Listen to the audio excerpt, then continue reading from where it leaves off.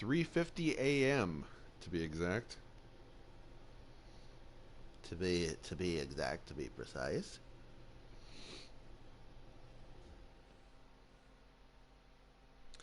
And we are here, kids. We're in the end game. Divinity Original Sin 2. It's been a long journey, but not as long as it could have been. Because there are so many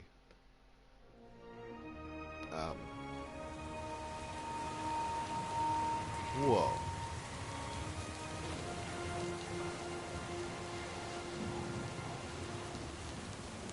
I've got this.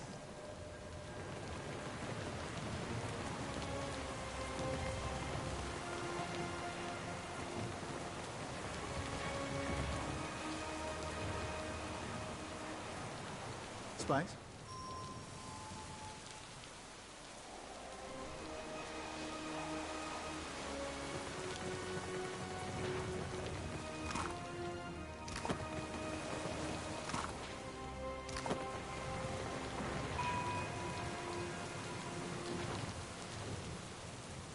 Sure, why not?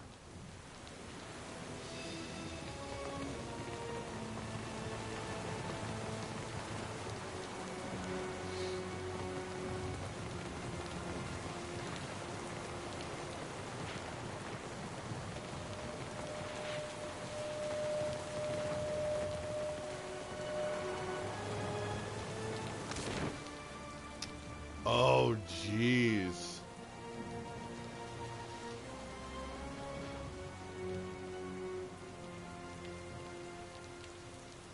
Yeah, let's go to the Grand fucking Promenade.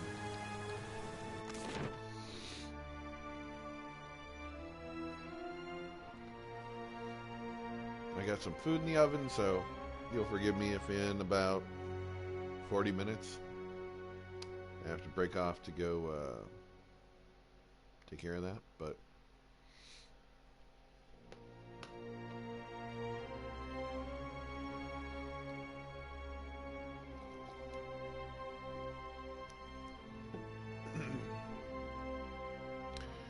yeah, I left a lot of quests undone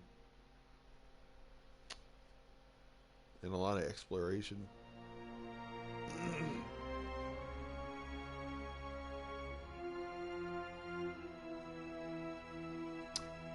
Yeah, this is a way bigger game than you think it is starting out. Like, way bigger.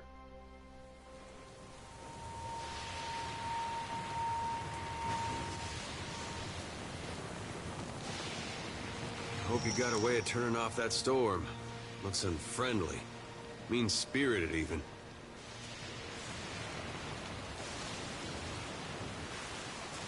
No need to thank me.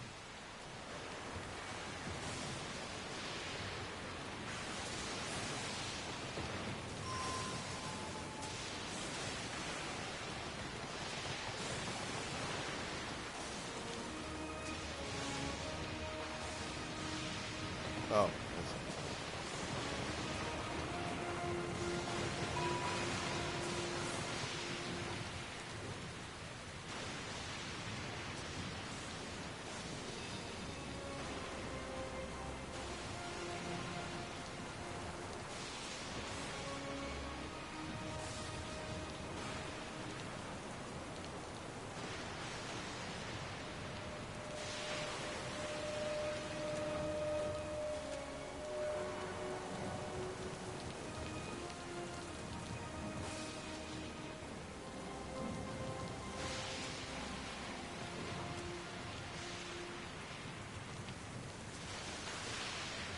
Gilded Vale got its name from the way the wheat fields used to look in the sun. But this place really is gilded. Might as well be a different world.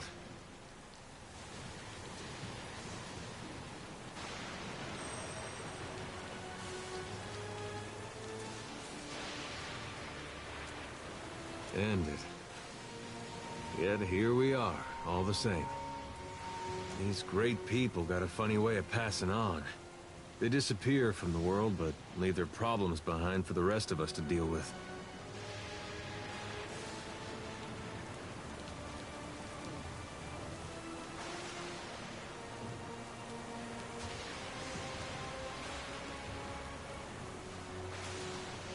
I guess maybe that's one good thing that's come out of this. Well, at least for me. I got something to do with my life that doesn't involve hauling or shoveling. The whole world's about to face the biggest test it ever saw. What Aethys is doing, it's gonna change everything. We may not survive. Kith, I mean, God of redemption, trying to redeem the gods. What a mess.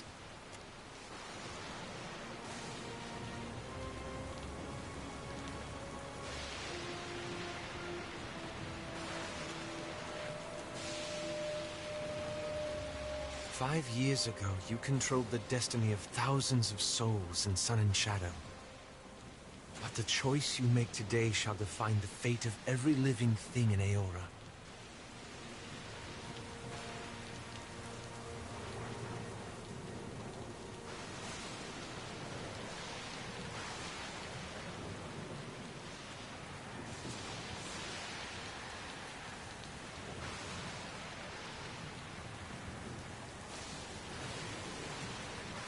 Good. I know you'll choose wisely. And no matter what happens, it's been an honor journeying with you. Again.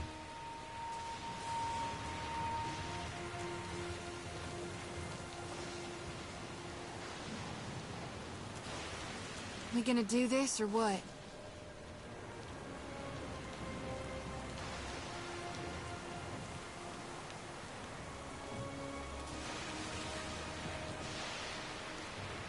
We've made it this far, yet we're still alive. Might as well square off with my god before our luck runs dry.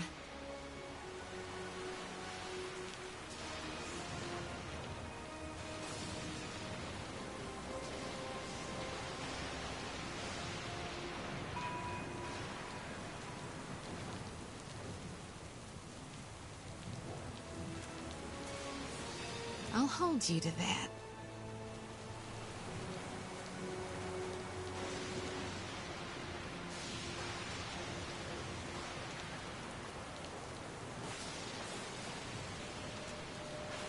It didn't work so good at Mogren's teeth now.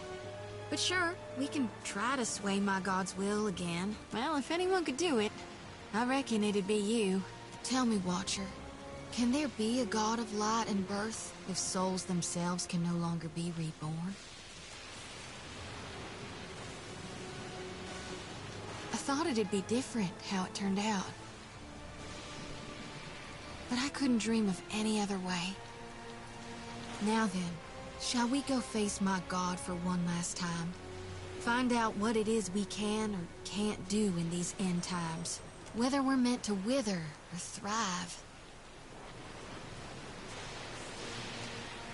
Consider me your second shadow.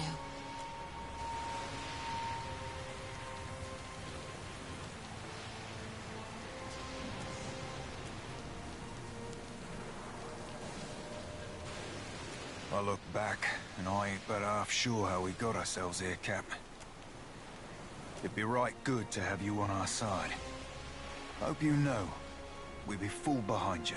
And not the normal piratical full behind you, where we sail away the moment your back be turned neither.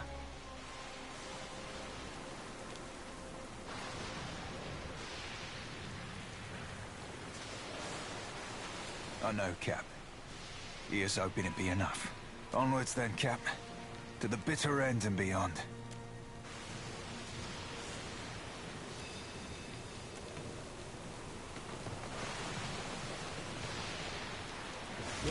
Let's go.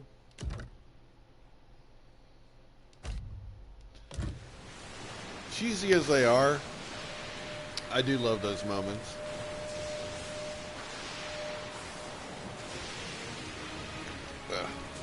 Whew. My coffee, man. That's easy.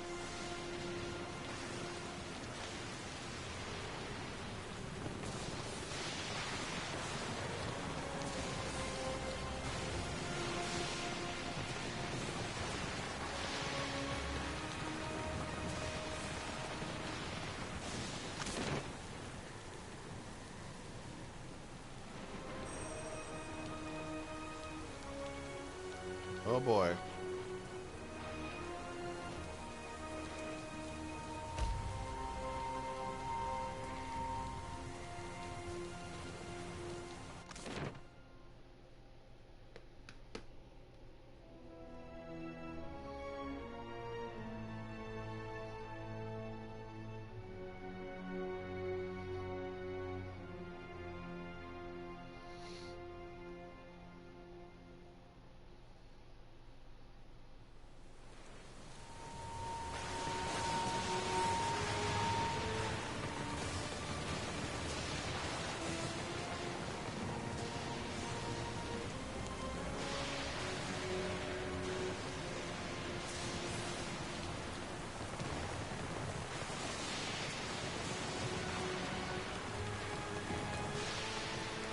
Let's just keep this our little secret.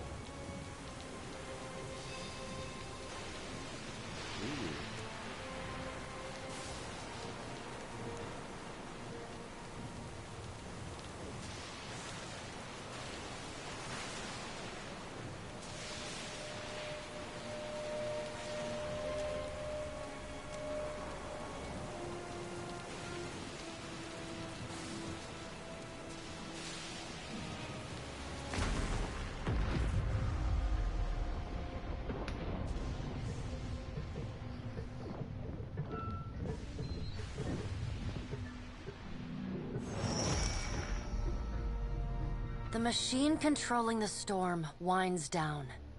The clattering of its machinery settles into a low whir and then, at last, hiccups to a halt. Beyond the tower, the black, roiling clouds of Andra's mortar roll away from the ancient city of Ukaizo, with only a tired sigh of wind to see them off. And on that last breath of wind, comes to you a familiar sound. The ring of a bell. The bell's ringing is soft, not the clangor and torrent you've grown used to. It calls to your soul, and your soul yearns to follow it. Your soul flees from your body and into the beyond, chasing that sound. It leads you at last to Bareth's realm, to that cold platform and room of endless doors. Watcher, your journey nears its conclusion. The pallid night stands before you, her gaunt face impassive.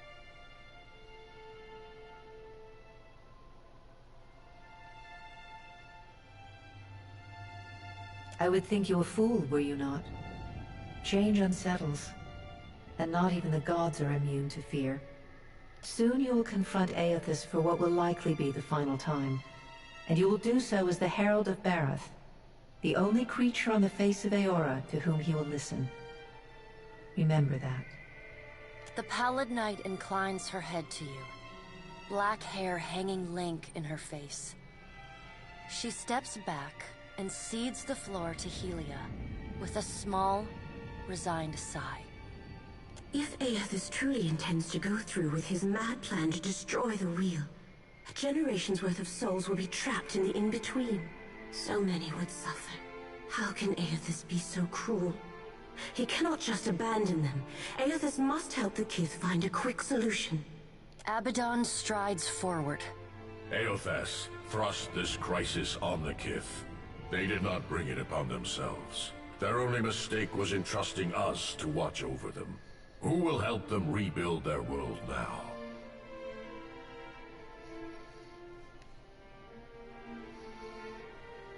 Aethys will reveal every secret of the gods. Will Kith be able to change the established order if they have no wonder to inspire them?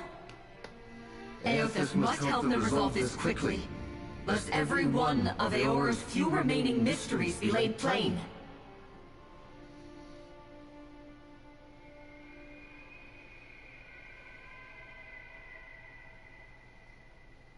With the wheel destroyed, Kith will tear themselves apart. It is the gods' duty to prevent that happening, lest they doom us all. And as Kith must be ruled, so too must the gods.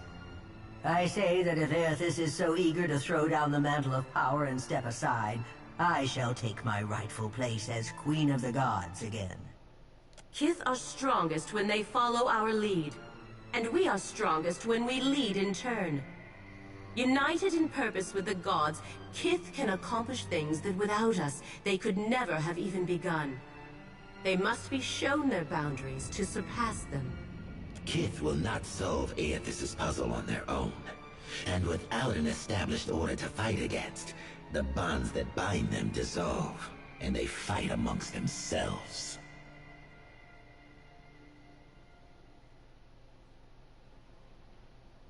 Boudica's firm hand is but the motherly smothering of Helia by another name. Mortals should have no special advantages. Only once Kith have striven to improve themselves through trial will they truly know their measure. Kith must suffer to find their strength if they are to survive the world into which Aethys drags them. Our intervention in your struggle would be a cruelty and counter to our purpose. He lets his words hang in the air for a moment. Gaze, level with your own. Indeed. Kith must discover for themselves what it is they are worth, and of what it is they are capable. What we do for them, they do not learn for themselves. Trial breeds ingenuity. If our work of generations was not in vain, Kith will succeed in spite of Aethys' actions. Spoiler alert, I'm gonna let Aethys break the wheel. That's always been my decision.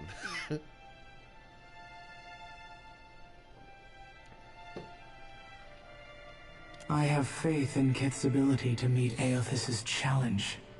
Do not mistake my words for indifference, Watcher. They are born from a fierce belief in your potential, not a refutation of it.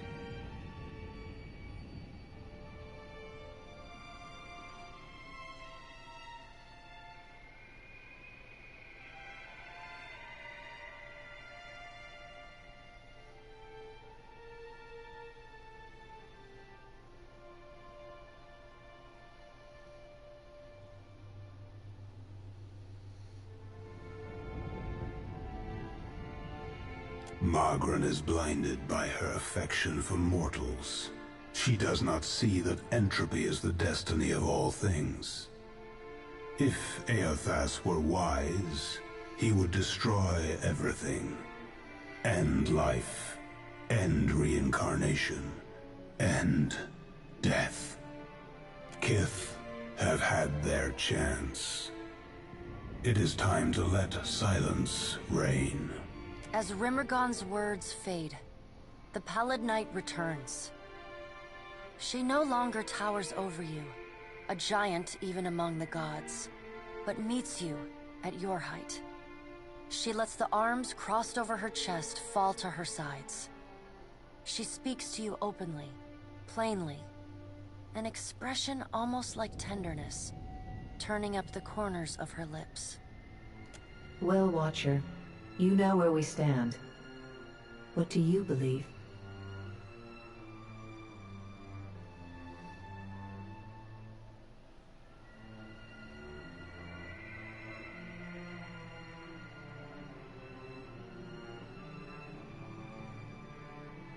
Take care that you do not sacrifice all, Watcher. Only what you must. The things you stand to lose, lives, institutions, beliefs, you may lose for good. Now the time has come for us to part, Watcher. I laid upon you a difficult duty, and I know you desire to be free of it. You will be in time, but not now. You have work to do yet. You are no stranger to hard choices. You killed Theos, and when his soul was laid bare before you, you chose to destroy his memories. You freed him from his past. Remember the strength it took to make that choice. And know that you alone may sway Aethys now. When you stand before him, choose your words carefully. The gods depart one by one in brooding silence. A solitary figure remains perfectly still until the last of her colleagues is out of earshot. Woedica peers down at you, a triumphant grin splitting her weathered features. Bareth is a fool if she thinks I'll let her enjoy the last word. You were trusted with a heavy responsibility, Watcher. Speaking for mortals, and representing their interests in the future to come.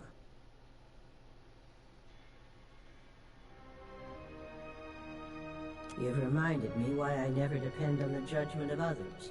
Never did I imagine the Deadfire, Ukaizo, and our greatest achievements falling into the hands of pirates. They never imagined. And then there's Captain Eldis. Bold, decisive, and unforgiving. A woman after my heart. If more Kith shared her discipline, then the Principe would be entitled to their destiny. This is a stinging indictment of the trading companies in the Hawana, who couldn't even protect the Deadfire's most valued asset from a fleet of drunken simpletons. And yet, they have earned your confidence in a gamble that could decide the fate of all mortals. Why is that?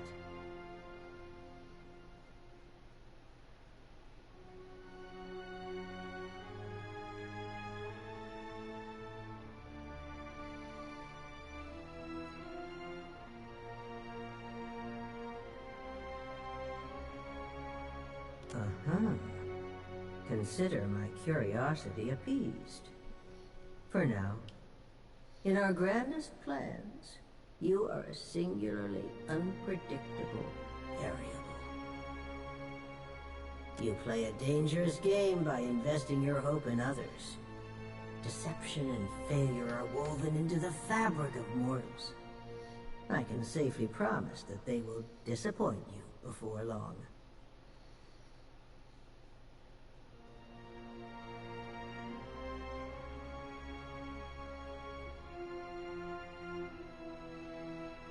Encouragement is not in my portfolio.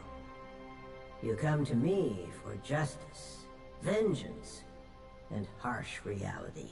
Whether you heeded my wisdom or not, everything you've done to get this far has informed our view of mortal kind. I hope you're satisfied with your performance. We've learned much from each other.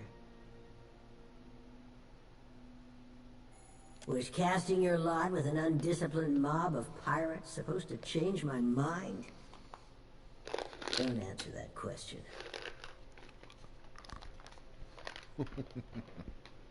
Nothing could convince me that mortals are equipped to steward their future. Your efforts to prove me wrong were admirable, and my detractors will likely use your example to oppose my rule. A difficult road lies ahead of me. Your alliances have made proving my argument an uphill battle. Well done, I suppose. Aethys will no doubt have a sunnier outlook on mortals and their chances of success. He already has everything he wants, so go and listen to his empty-headed idealism. The rest of us will be sharpening our blades, preparing for the future he lays out for us. Whoa.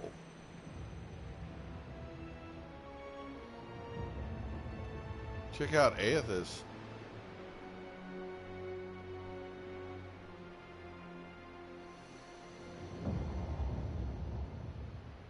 You keep falling asleep on me, I'm gonna have to start walking behind you with a pillow. Oh, by the way, the storm's gone. Also, I think Aethys has ended the world. It seems we're all still here. Gods and darnation. My head. And here with me thinking we were right and proper dead this time. We ain't dead, right?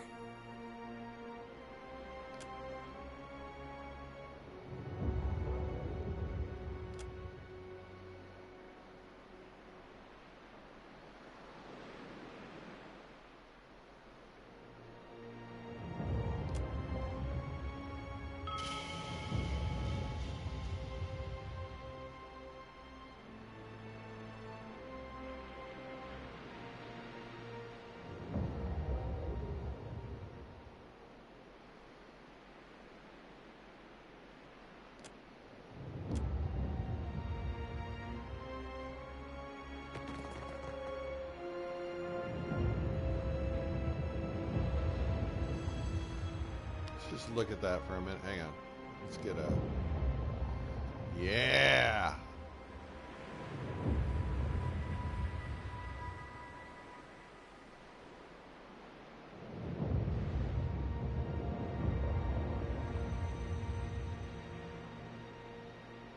So cool.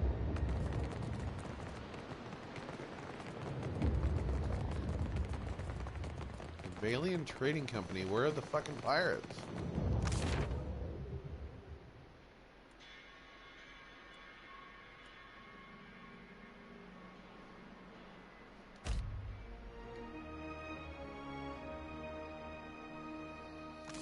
Where's my fucking backup, man?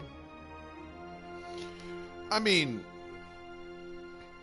not that we can't take these fucking fools, but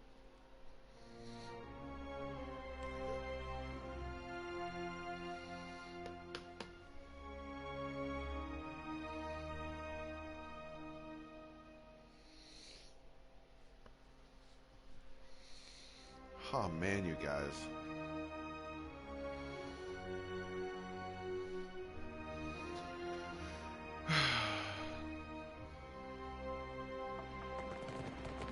Watcher, I suspected you'd be trouble the day I heard your name. Sweeping in like something out of the theater. If only I had found you first. We might have done such great no matter. I have little time to waste on regret. You have always known where my loyalties are, Watcher. It is a shame it had to come to this. Oh no, Pelagina!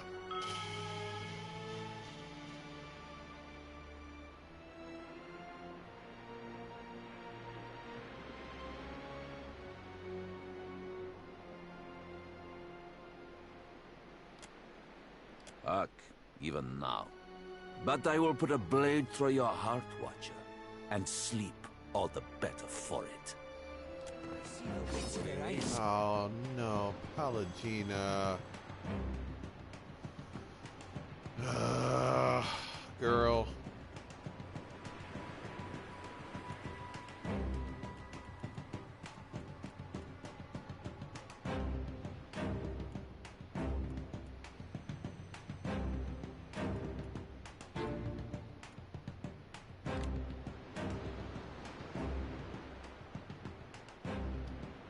Arthek, Worthen, Roth!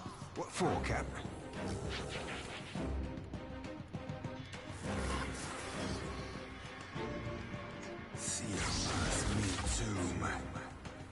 What do you need?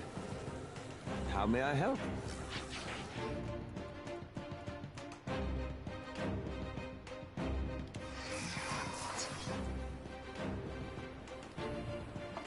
Arthek, Worthen, Roth! I'm always willing.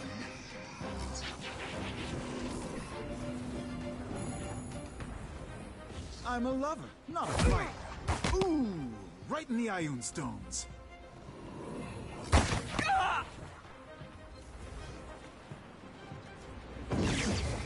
Okay. Oh, Pelagina. Girl. Hmm? Here we go.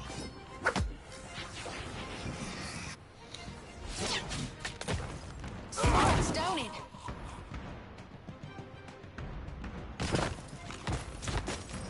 Mm-hmm.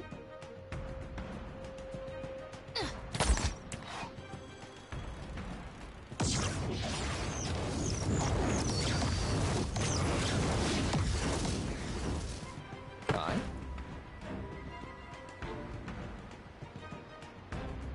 Let's hire Kiddo whack him any harder. Ahoy.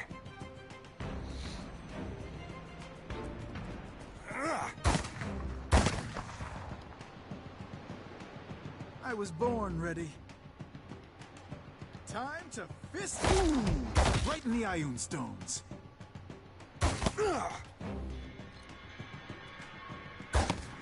Aye. I'll be chopping you to chum, chum.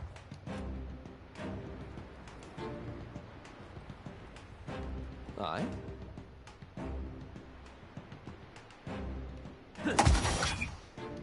What do you need? Let's do this. Hey guys, watch this. Careful! Mm-hmm. Smart, don't it? Damn.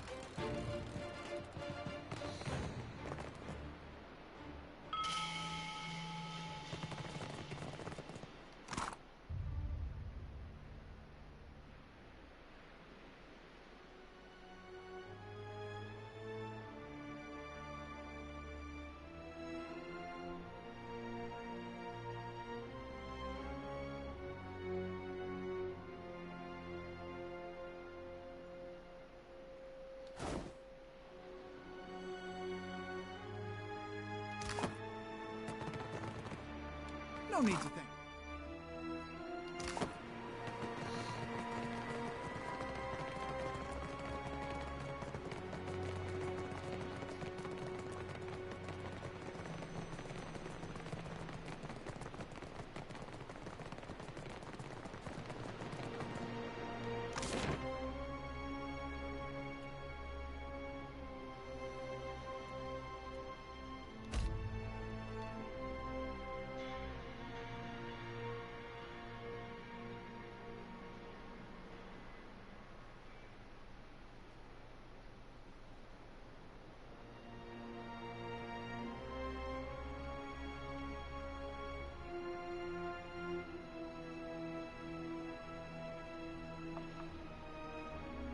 You descend into the ancient winding streets of Ukaizo.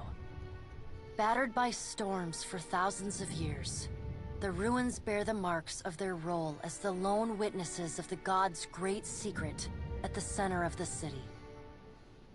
The houses and boulevards are pierced by great spears of luminous Audra. There are no ashen bodies, no birds, no sign or sound of any life. But with every step, the rhythmic pounding in the distance draws nearer. Soon, you can feel the vibration traveling up your spine. As you approach the center of the city, the weathered architecture gives way to more luminous Audra, piercing the ruins, eventually overtaking them entirely. Cresting the top of a fallen tower, you finally get a clear view of Aethys. He stands, legs astride, next to a great stone monument ringed with 11 cavernous alcoves. All but 3 hold a gargantuan skeleton, bones scrubbed clean by the city's storms. An immense Anguithan machine floats above the monument, suspended by invisible energy emanating from a well of light beneath it. Great brass rings spin around a core of metal and Audra at the machine's center. Periodically, Aethys's massive arms swing back. The movement alone is enough to draw great gusts of wind toward him. When they come down on the machine, the impacts are accompanied by eruptions of electricity, fire, and smoke.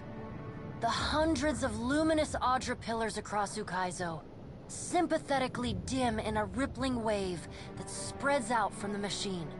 The only safe route to the god is a steep ascent along a monstrous pillar of luminous Audra, intertwined with fragments of Ukaizo's ruins that it has carried through the centuries. The pillar bends in a long arc, towering above the machine. The pillar levels out near Aethys's head, a silent observer to the destruction of the machine it has grown beside over thousands of years. You weave your way along a treacherous rain-slicked path up the pillar's skyward side. As you arrive at the top, you catch Aethys's attention. Fist pulled back, he pauses to observe you. With the same gentleness he showed at Ashen Maw, he lowers his arm and turns toward you. Oh boy, guys. Oh.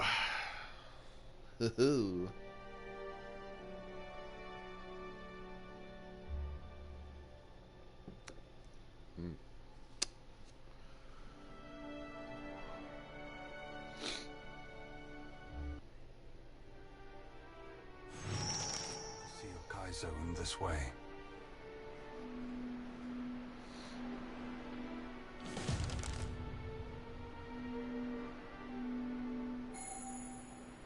It may be hard to picture, but this city was once full of life. The Huana, yes, but also kith from many other cultures. Great hanging trees shadowed these boulevards. Gardens sprawled across the open rooftops. Each spring, a festival procession would wind its way from the hillside into this valley.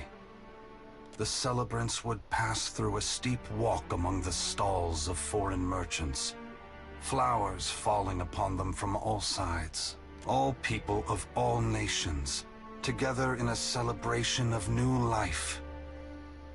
Such was the power and beauty of Lost Ukaizo. This isn't right. You can't put this burden on us. You can't make the gods' problems our problems, our responsibility to fix. How can you have faith that what you're doing is good? You know how many people are going to suffer because of this.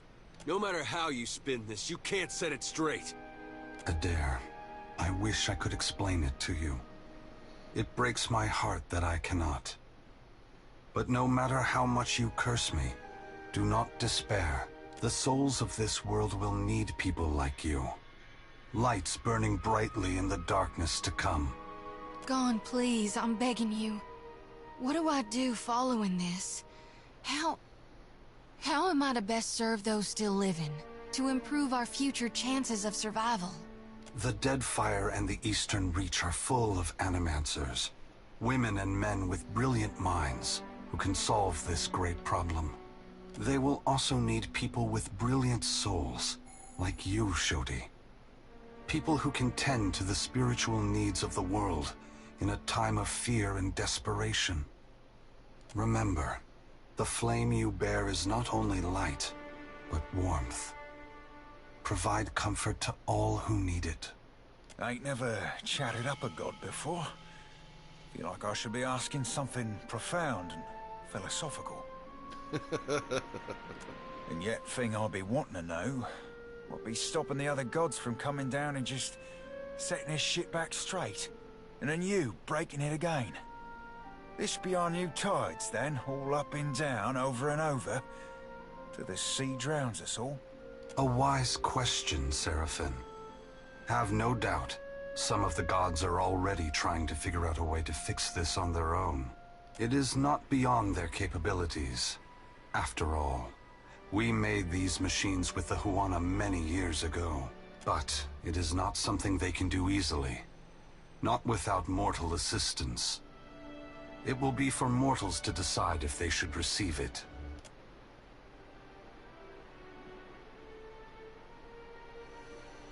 What right do you have to do this?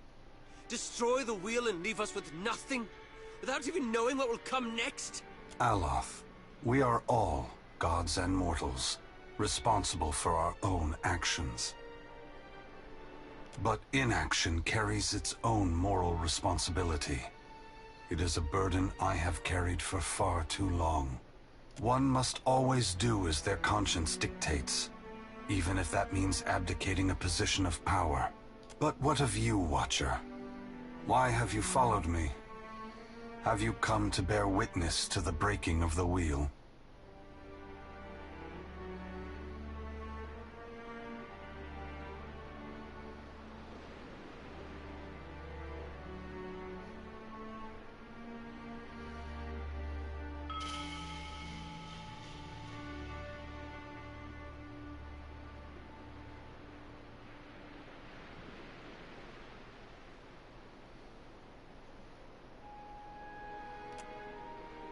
You are welcome to do so. Indulge me in a moment's curiosity. There is something I wish to know about Eora, about Kith, that I can only learn through your eyes. You followed me all this way, dodging an armada, navigating an impenetrable wall of storms, voyaging across uncharted seas, besting a guardian who existed to bar your trespass, with the machinations of gods echoing in your ears. all the while trusting in the institutions of Kith to get you this far, and earning their trust in turn. Whatever else happens this day, that much is remarkable. I believe that mortals possess the strength to collaborate and shape a future of their own design. Not all of my brothers and sisters agree. By relying on others and coming together in a time of crisis, you illustrate my point. The gods will witness you and question their assumptions about how responsible, empathetic, and sophisticated mortals can be. What inspired your decision, Watcher? Did the choice echo your foundational beliefs? Or were you influenced by observation?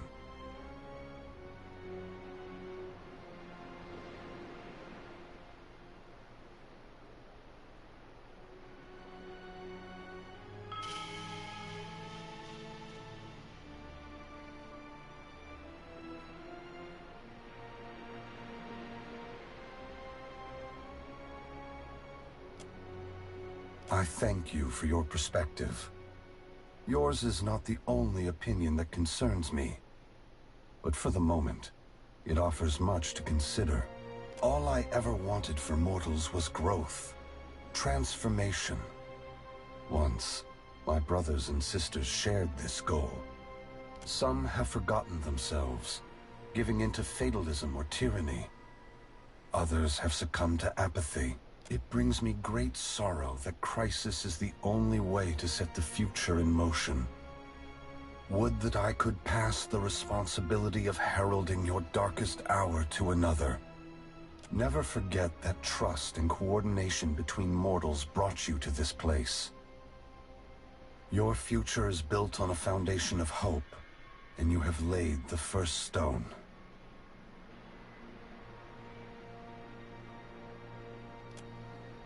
Ask. You are entitled to any answer that is mine to give.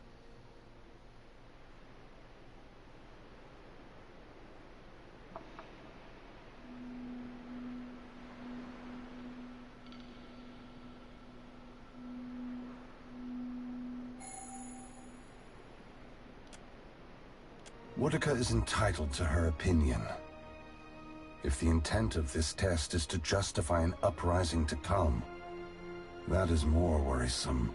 The other gods must decide for themselves if mortals are ready to dictate their future. Should Woodica's tyranny prove the only alternative, mortals must prepare for a terrible conflict. Your perspective bridges eternity, Watcher.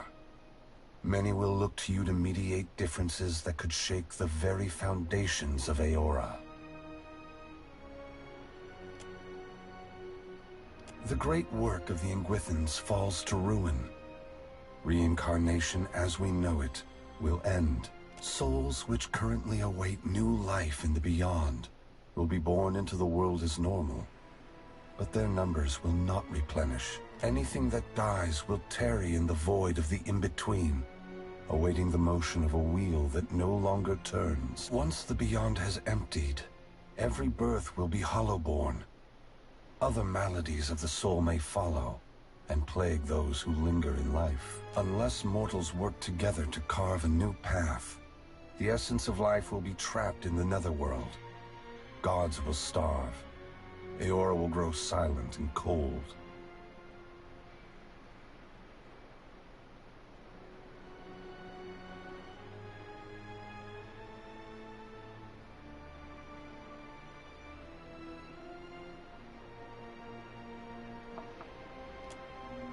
For several reasons.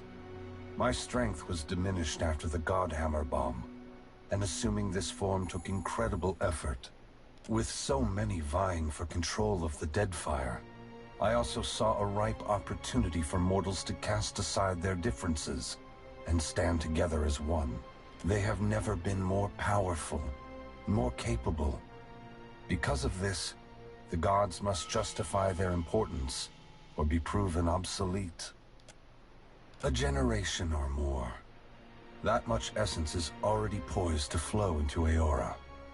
But unlike an hourglass, no amount of turning will compel the sand to reverse its course.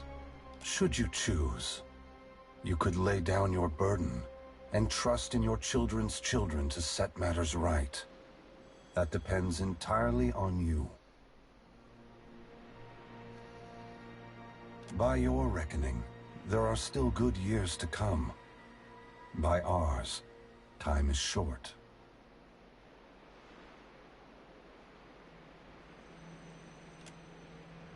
I must attend to my final work now. I cannot delay any longer. You have carried a heavy burden across the Deadfire, Watcher. Before I go, I would rid you of it.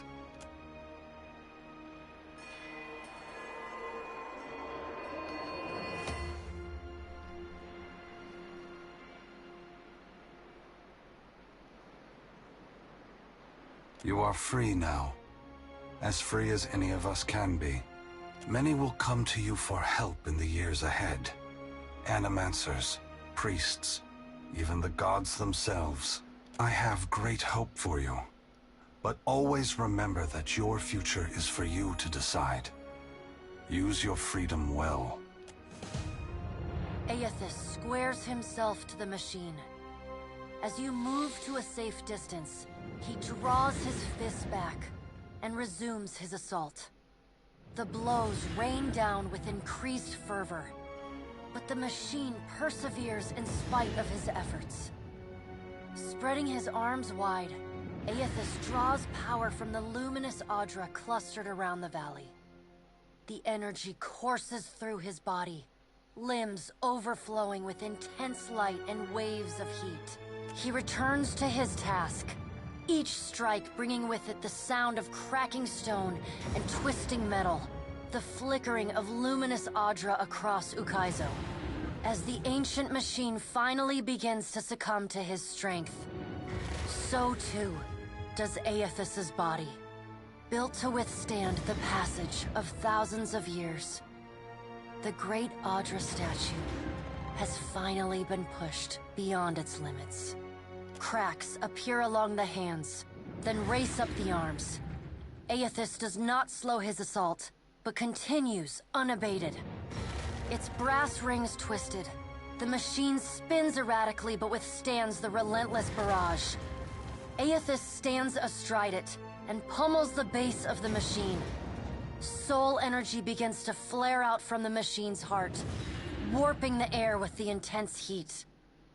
Aethys drives his right fist into the machine's center, the core of metal and Audra. The god lets out a deafening shout, something between a cry of anguish and a roar of exultation.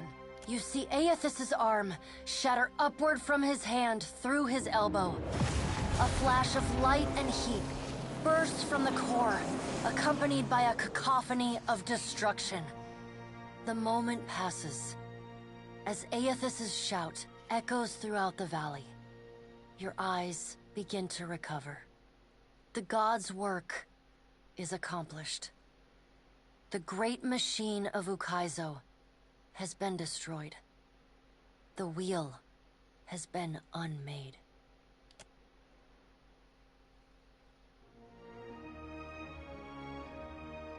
As Aethys's voice fades, the enormity of what you've accomplished sinks in. You have confronted a god.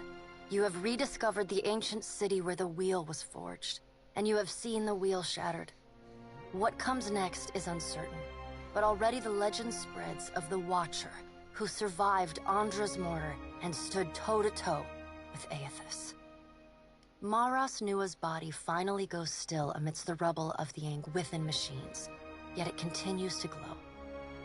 Priests and mystics have strange dreams of an island of eternal dawn at the eye of a storm, a port where the tide never flows out, a roadside tavern whose door leads only inward. As a watcher, you see what these dreamers cannot. The souls of the departed drifting toward the Audra Colossus and the twilit afterlife within. Whether it is a temporary haven or a permanent end will depend on what the Kith of Eora are able to accomplish on their own. And while Maras Nua stands frozen over Ukaizo, the gods look on the labors of Kith, but they do not intervene. They watch and argue, wager and conjecture at how, or whether, mortals will solve the puzzle set before them. After the battle, Aldi sends her fleet from Ukaizo. Her first and last act as Lady of the Ancient City is to reactivate the storms from Andra's Spire. Her work done, she departs in the floating hangman. She determines that none shall control the power of Ukaizo. Under her, the Principe shall remain a lawless, rootless pirate band, and Deadfire shall remain free for any with the will to make their way in it.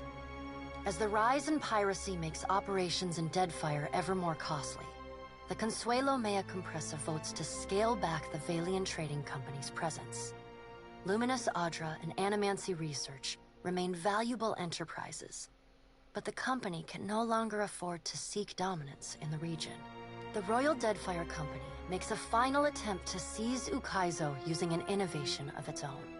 A ship that submerges itself beneath the waves and storms. It is not, however, immune to the magically charged barrels that Aldi's ships drop into the water. After an embarrassing defeat, the Royal Deadfire Company consolidates its forces in the archipelago and limits its ambitions to a handful of well-guarded plantations.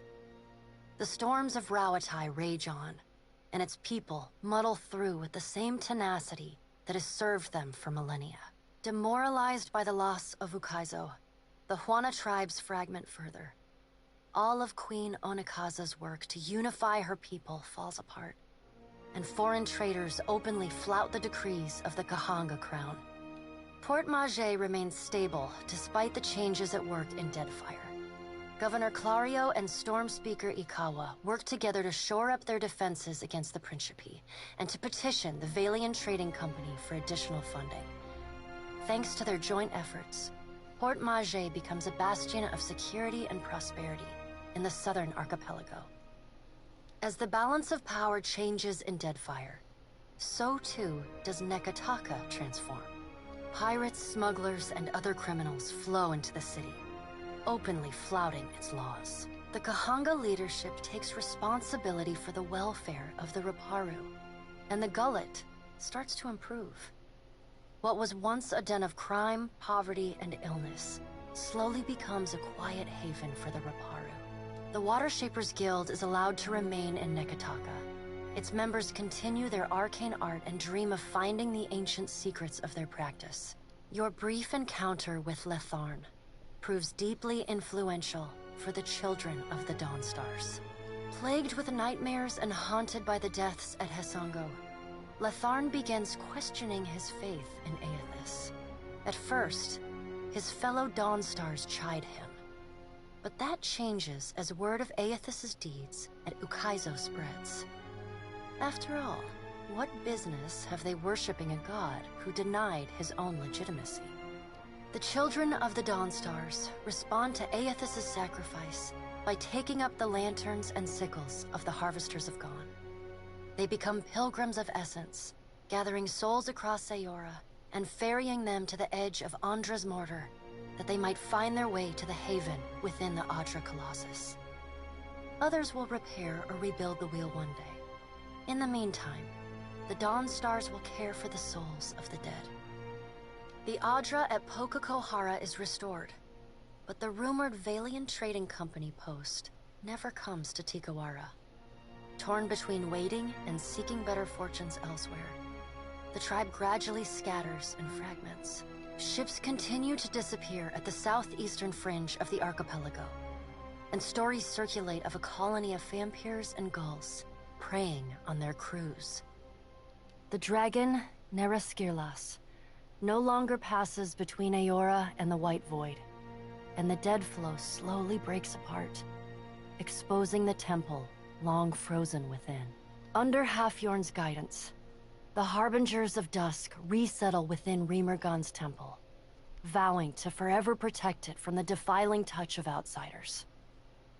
Over time, the group becomes increasingly reclusive and fanatical, attacking any who dare approach their holy site. In besting the Beast of Winter, you earned the Death God's mercy rather than his enmity. the deity remains characteristically unforthcoming about his decision. And you're left to wonder whether in doing battle with him in the White Void, you somehow furthered his apocalyptic ambitions. Word spreads of the primal island of Kazuwari, once home to an arena that hosted bloody competitions and fearsome ordeals. Wild tales whisper that the spilled blood attracted a terrible beast of scale and fang that slaughtered those gathered at the island before destroying the great enchanted statue that oversaw the island's trials. Absent its guiding voice, Kazuwari descends into anarchy. A vast monstrosity of tentacles and flesh erupts from the Black Isles in the eastern Deadfire, before vanishing into the depths. None know what drives the titanic beast, nor where it will appear next, or what destruction it might wreak when it rises. Though your adventures alter the destiny of Aora and the balance of power in Deadfire, they also leave a lasting mark on those who travel at your side. Your companions find themselves changed, in ways both big and small. In the days sailing back from Ukaizo, Adair finds himself disillusioned with all gods, his own above all. Where the gods have touched Deadfire, he sees only destruction, loss, and emptiness. He casts off all symbols of Aethys, and even begins refusing to use his name. Ultimately, he chooses to remain with you on the Defiant, knowing if any mortal is to have the final word in a conflict with the gods, it will be the Watcher of Cadnua. Shodi is not a priestess who understands the meaning of subtlety. As such, she makes her girlish crush on Adair painfully obvious from the moment she first sets eyes on the strapping fighter.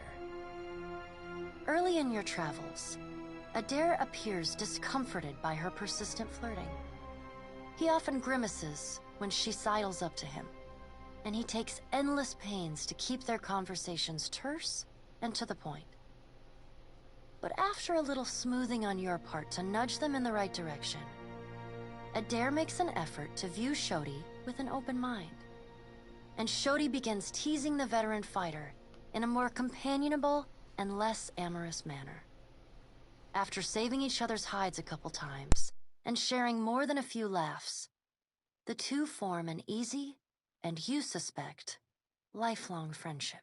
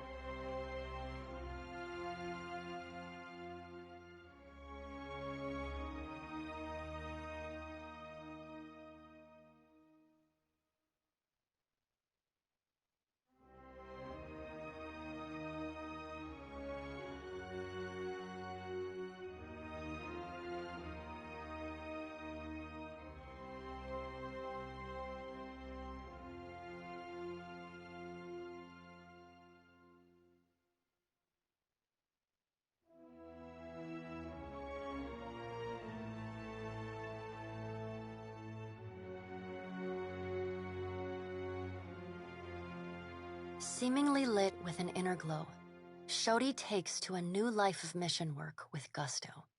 She still is committed to shepherding souls forgone, but having realigned her goals with that of her fellow Dawnstars, she now endeavors to help the living as much as the dead. As you travel the Deadfire, you find her sleeping better and laughing more often. When the time comes for her to return to her temple in Neketaka, it's with a clear wistfulness and much lip-biting on her part. She leaves you with her sickle and a hastily scrawled note. It reads, "A keepsake from a path once walked. Remember me, Watcher, for I will forever dream of you." Aloth renews his commitment to transforming the Leaden Key from a tool of secrecy and oppression into a watchdog organization. With the wheel broken, He reasons the world will need wise and responsible leadership more than ever. It is a lofty goal, and one he does not expect to finish in his lifetime. But if there's one thing he's learned from the Watcher, it's that a single person can change the world. You let Romaro go, and the former pirate ostensibly set sail for the trade lanes of the Eastern Reach, the Edier Empire, Old Valia, and the Republics. For the remainder of your time together, Seraphon seems, if not exactly happy, at least contented with the outcome of your confrontation with his former mentor at Sayuka. After your encounter with Aethys, the pirate drifts into quiet contemplation. As you sail into your next port, he meets you at the ship's rail. He'll be leaving the gods to you going forward, he tells you, and saving his bullets for those like to die from them. Seraphon parts company with you not long after. Occasionally, in the years that pass, you hear tales of his ship, the Taste of Freedom, and its violent exploits against any and all who would purchase or purvey Kith. Fuck yeah, dude. Time away from the Navy gives Maya Rua some perspective on how Rawatai conducted the Deadfire occupation. No sooner does she return to active duty than she voices her frustrations over some of the more underhanded tactics she witnessed and carried out in the name of the homeland. Her voice carries all the way to the Ranganui, who reminds his admirals that battles are won by superior tactics, but war is a battle of precedent, and winning is not always a victory. The people listen. She looks forward to seeing her brother again. So does Ashiza. Takehu distances himself from the problems of the Deadfire, giving the tribes a reprieve from godlike omens. And Gati's silence speaks volumes. The Huana grow to rely on each other, paving a new way forward divorced from their traditions. Soon after he departs Nekataka, distant tribes report of unusual and salacious water sculptures appearing on the shores. These quaint visitations are widely celebrated. The identity of the artist, ever an open question. Without Takehu, the Water Shapers Guild learns to grow and prosper on its own. The established forms and philosophies of water shaping evolve over time. The pace is slow and uncoordinated, but hopeful.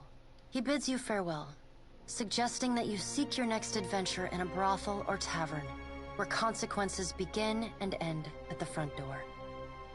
He sounds eager to leave old conflicts in the past.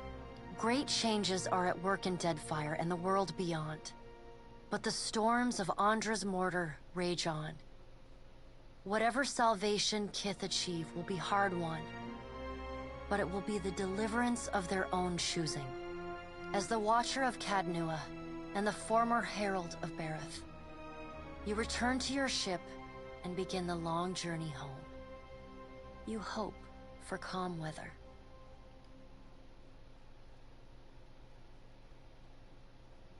Beautiful. Love it. What's next?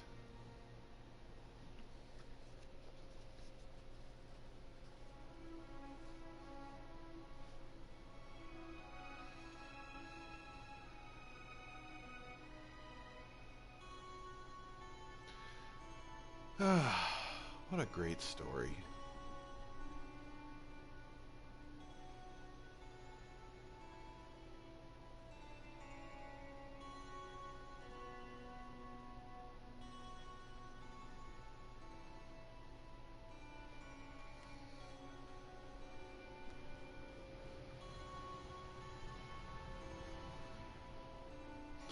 Be right back, guys.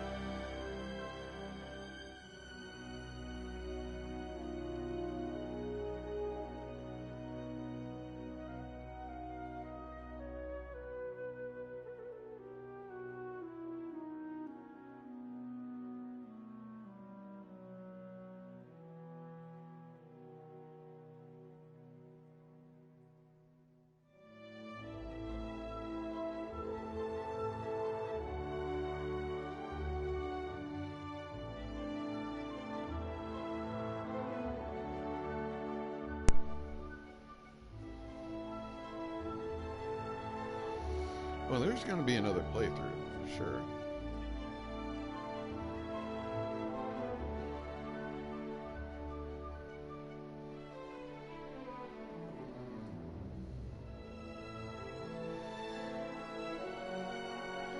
RPGs like this beg for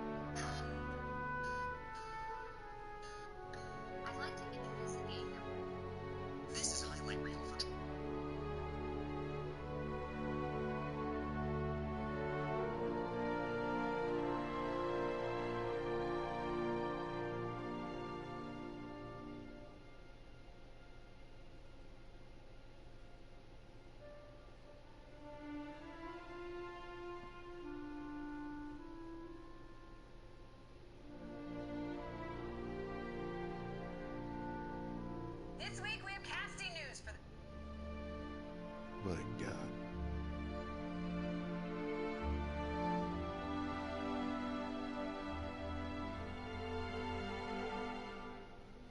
This is pretty normal. I usually let the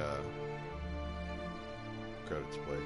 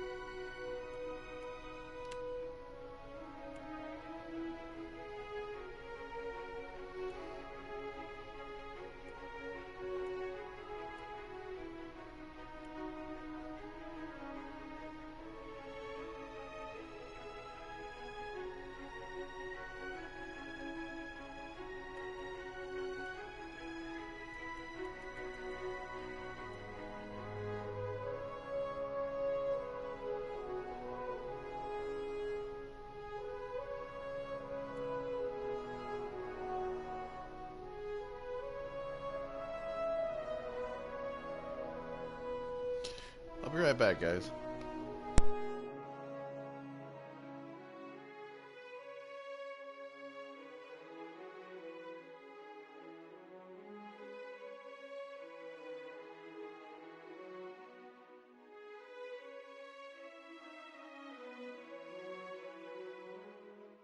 Okay, just had to check on my food. It's in the oven.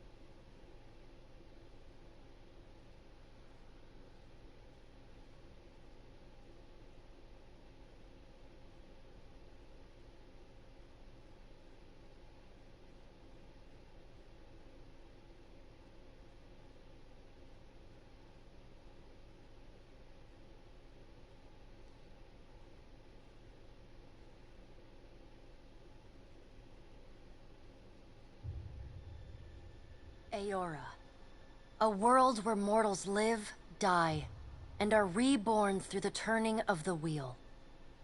The cycle of reincarnation watched over by the gods, and made possible through pillars of a mystical substance known as Audra. Oh. 5 years ago, you traveled from your home to the Deerwood. A nation that had waged war against the incarnated god of light, Aethys, resulting in his destruction. The country suffered from a plague of Hollowborn, infants born without souls, that many believed was punishment for killing a god. In an ancient, secluded ruin, you witnessed a secret ritual that inadvertently transformed you into a Watcher. One who can see and speak with souls. The ritual also gave you horrible visions, waking nightmares of a past life that threatened your sanity. To put them to rest, you pursued the man who had led the ritual, a seemingly immortal agent of the gods, known as Theos Ix Arcanon. With divine assistance, you confronted and defeated Theos, ending your visions and resolving the Hollowborn crisis. In so doing, you also learned the great secret that Theos had protected. That the ancient empire of Anguith had transformed themselves into gods. Your visions finally put to rest, you retired to the castle of Cadnua, built atop a massive statue of pure Audra, where you ruled in relative peace and prosperity.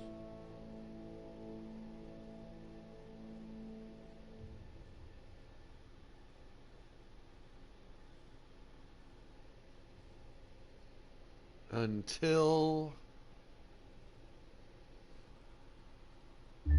Made a nice story. You fixing up that old keep? Lifting the curse? Must have told it 100 times. But something got to gnawing at me. Thinking the spirits there weren't really at rest. But maybe the gods weren't finished with us.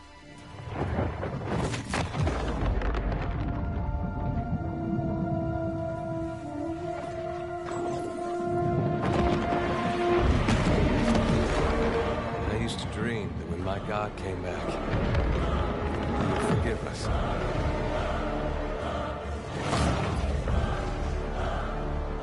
Last the trouble with dreams. Sooner or later, we all have to wake up.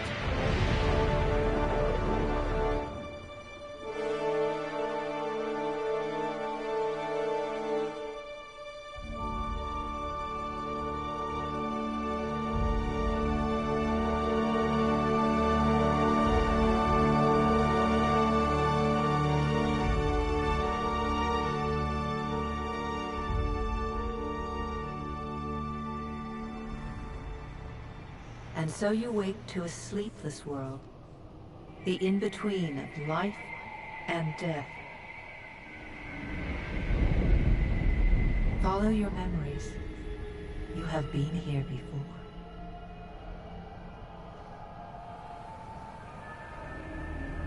Well, okay. You have seen past the shroud. You are a Watcher now, and a Watcher you will stay. A Watcher sees souls, knows their pasts, and the souls see them back.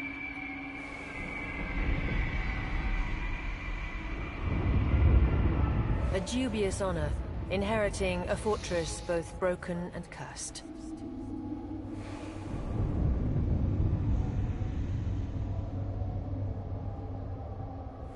What is a god? A higher power? A rewarder of good deeds and punisher of the wicked?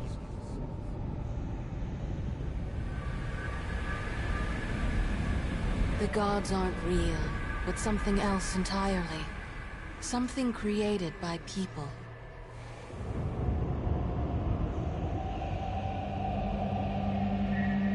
And did you ever consider that these were things you were never meant to understand? That their comprehension is beyond you?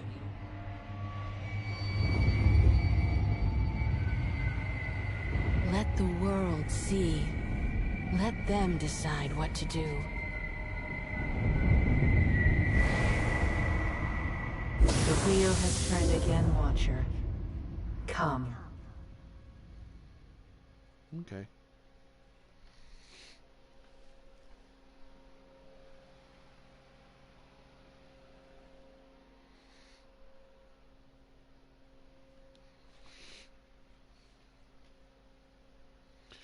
The wheel has turned again, Watcher. Don't be a fucker. Come on. Give it a bite. I don't know. I don't know what I'm saying.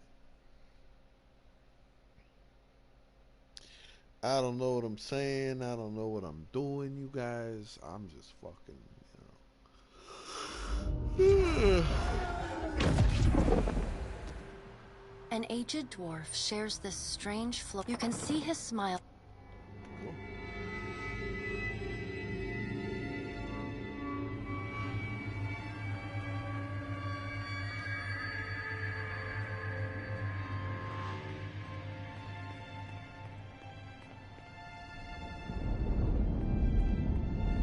Sit.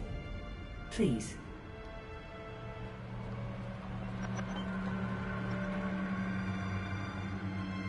Thank you for joining us, Watcher of Cadnua. A pale, slut. She's preoccupied. Your brush with the divine has drained...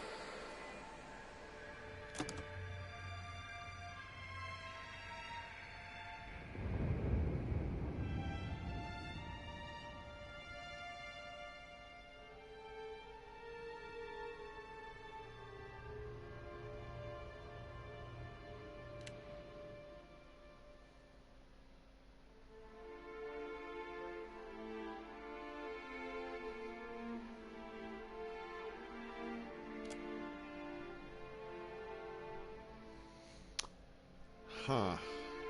Okay.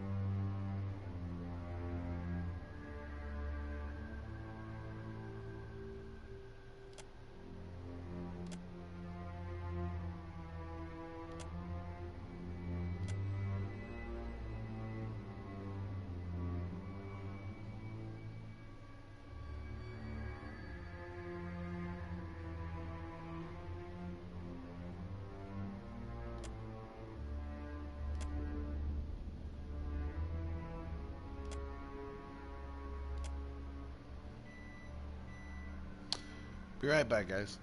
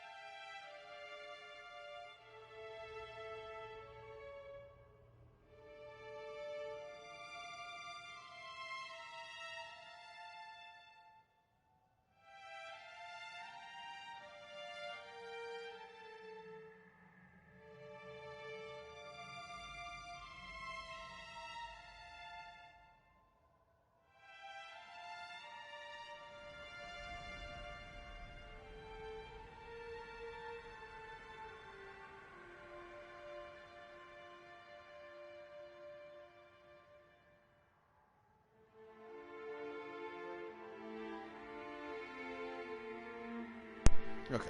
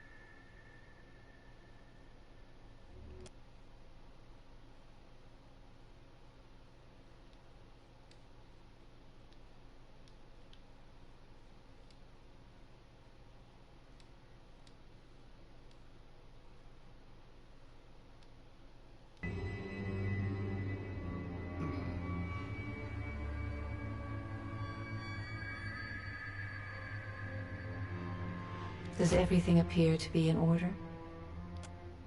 Good. Welcome to the Beyond. I am Bera. One half, anyway. She points a finger at the dwarf's rigged it. Tell me, do you remember when we last met?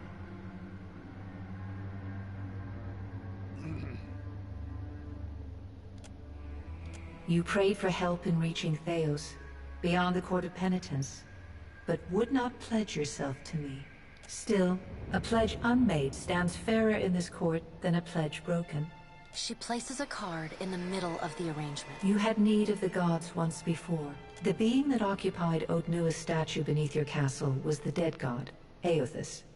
Of this, though Aothus stole a large fragment of your soul, you and he are still connected. No. But neither is your body. She delicately places a card upright on the table. The art depicts souls flowing out of a pillar of Audra. Unfortunate. This will prove much more difficult without... The dwarf nods, the supernaturally wide smile returning to his... Good. Before you return to Aora as my... When you can picture your own...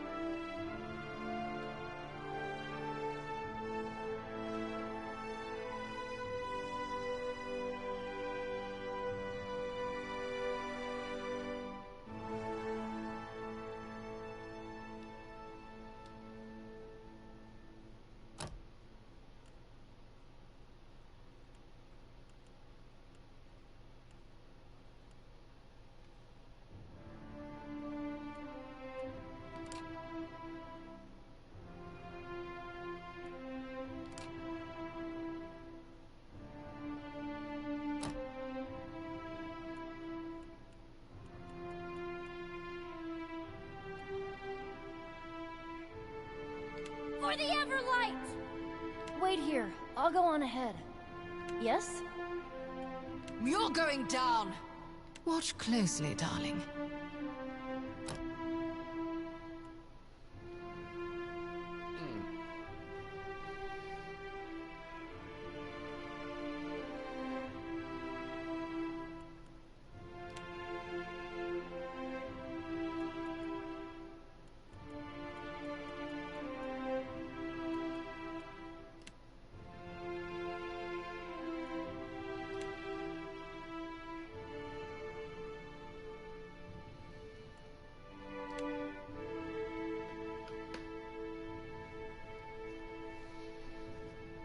Oh, I like that one.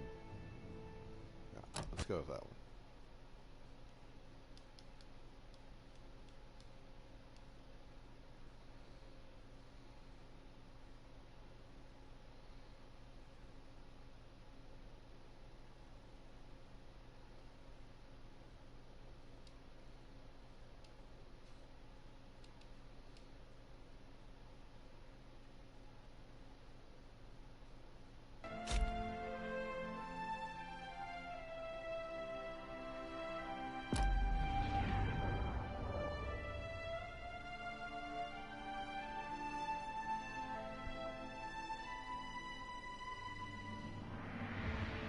Go forth now, Watcher, as my herald.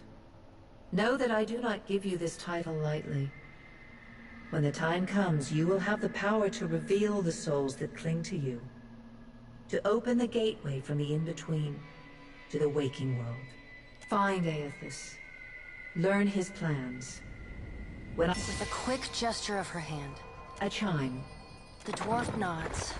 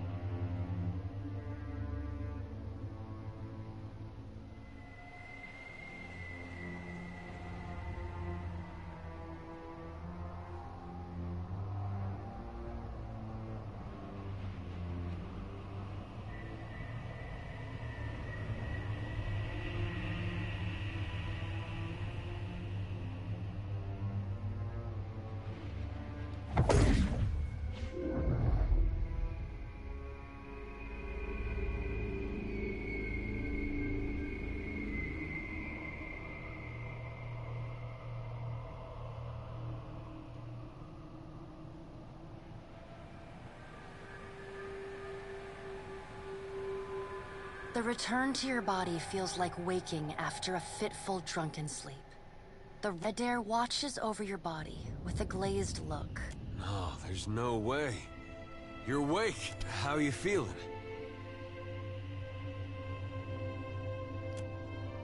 Alive's a big... I hate to cast a pall over your The voice echoed. Had newer. It is only but the further... I know not how, but it's... Misfortune. And pirates. I know this is asking a...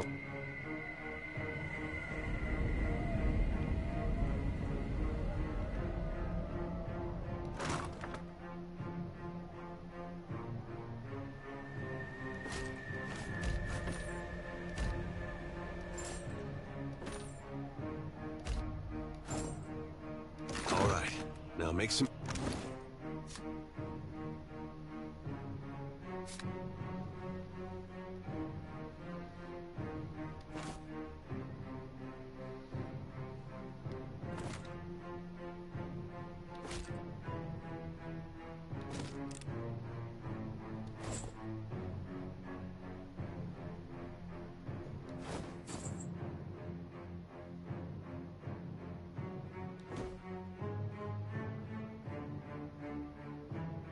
The pirates of Deadfire are notorious.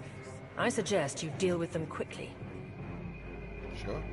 Okay. I'm gonna go ahead and save deer. And hop off here for a bit. I'll be back, probably not with this game, but I'll be playing something, of course.